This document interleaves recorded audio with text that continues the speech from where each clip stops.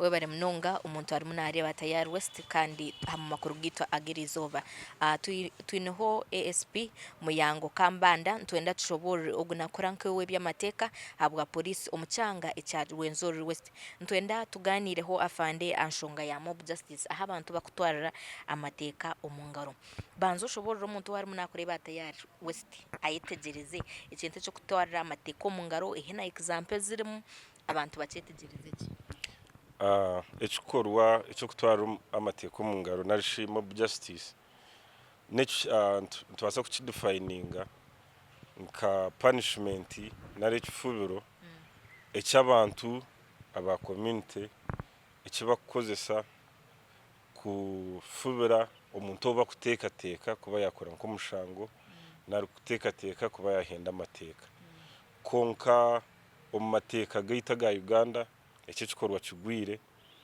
it is only court na court zaitu zonka nizo zine powers nizo zine obuvunanyizibwa nizo zine amani agakuhereza omuntu owakora omushango ekifubiro omuri mob justice especially the common cases that we have in Uganda or in our region here in Rwenzori West twine common beatings. For example atekateka ng'omuntu yakora omushango bamugangingaho bamutera babasa kumutera bakozesa amabare bamutera bakozesa ebiti then harimo kosi y'abantu. This is very common abashuma ba border though we don't have any cases in our region of banning of suspects. Then harimo destroying property shango omuntu oba kutekateka kuba yakora omushango tubamupanishinga directly konka baza nkahanjiye baza nkahadukaye bashenya enjiye bashishe ibintu bibi which is a very bad practice.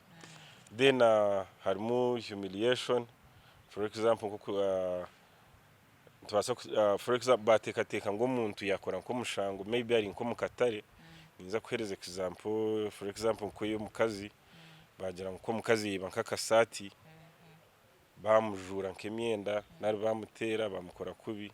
Humiliation is a very bad practice and it is very common it is a very common practice on women offenders. Really umuntu kugira ngo yakora omushango tisikumanyisa ngo humiliate njo misho gabantu especially ba mama beitu umujure nk'emyenda misho gabantu. That humiliation is not allowed. And as a practice of mob justice we discourage it. Wait afande, what are some of the risks ezirimo muri yeje cyo kutwara amateka risks eziri mob justice icyo kubanza tuferwa amagara g'abantu ushanga bari innocent ubwo umuntu yabona chance yo kuzo mu court tiyatwarwa mu court kugira ngo ahebwe kibonero ikishemerire twatwara amateka mu ngaro we've lost a life. Harimo loss of properties. For example mwatekateka ngo umuntu yakora omushango mwatekateka ngo nanka yibe mbuzi za nanka mwazahanjuye mwagishenya nari mwagitekaho mu that person ends up losing their property. Then we've got permanent disabilities. Abantu abamwe babatera bahendeke mukono bahendeka amaguru ushango umuntu umushango tiyagukora konka bamuco kimuga. That person for example nkayari nkomukozi wa border bakamutera to the extent yo kuhendeka amaguru yo kuhendeka mukono ubwo umuntu naye aferwa mu rumungu.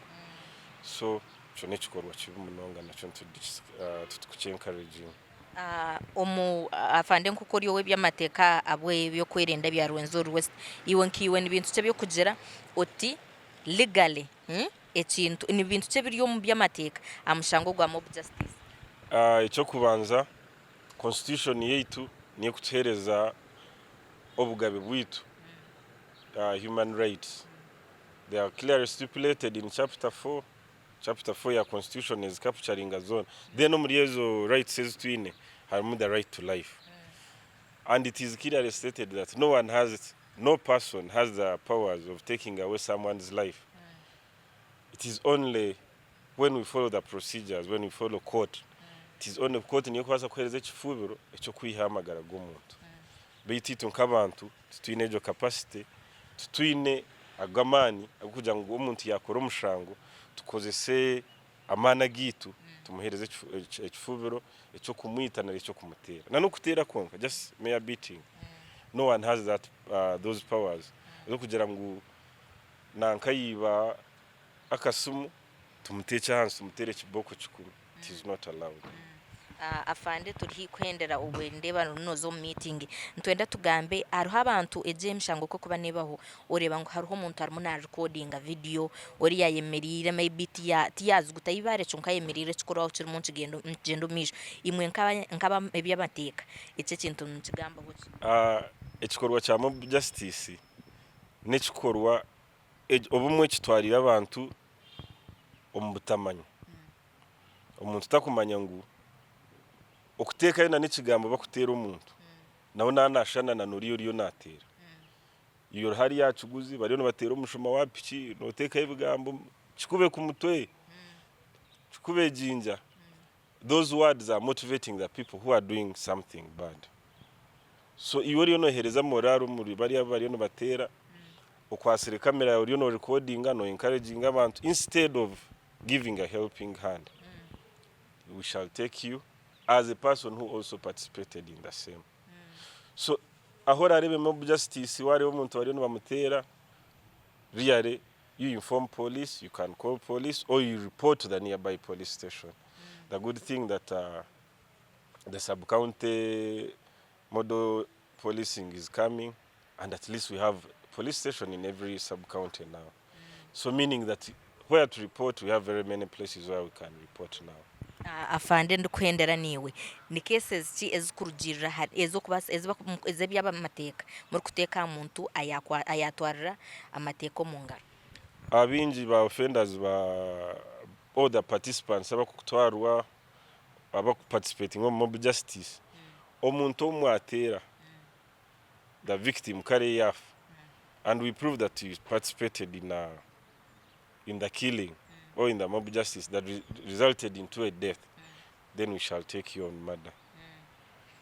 Twashanga, you participated in the mob justice, but you didn't have the intentions of killing this person.